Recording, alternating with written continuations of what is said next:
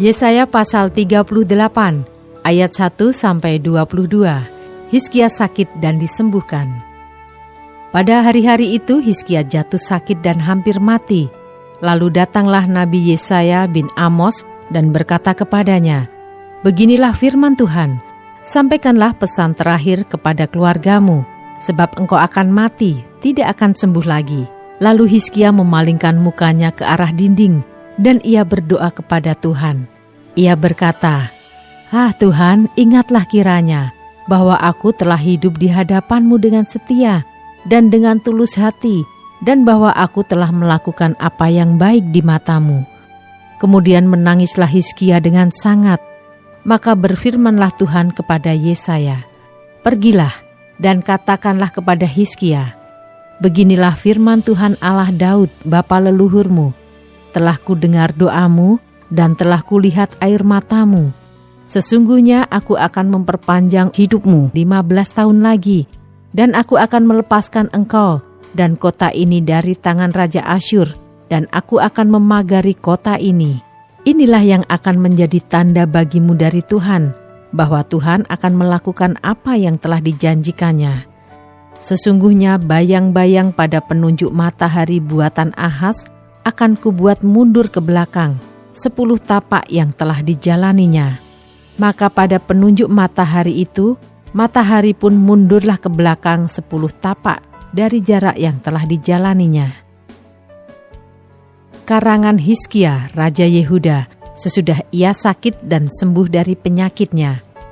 Aku ini berkata, dalam pertengahan umurku aku harus pergi ke pintu gerbang dunia orang mati. Aku dipanggil untuk selebihnya dari hidupku. Aku berkata, aku tidak akan melihat Tuhan lagi di negeri orang-orang yang hidup. Aku tidak akan melihat seorang pun lagi di antara penduduk dunia.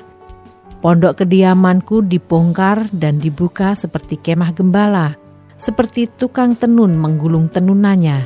Aku mengakhiri hidupku. Tuhan memutus nyawaku dari benang hidup. Dari siang sampai malam Engkau membiarkan aku begitu saja. Aku berteriak minta tolong sampai pagi. Seperti singa, demikianlah Tuhan menghancurkan segala tulang-tulangku.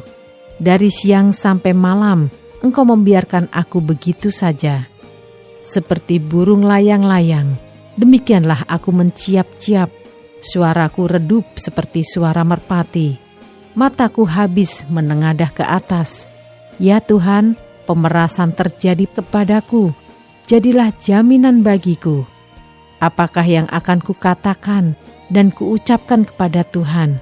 Bukankah Dia yang telah melakukannya? Aku sama sekali tidak dapat tidur karena pahit pedihnya perasaanku. Ya Tuhan, karena inilah hatiku mengharapkan Engkau.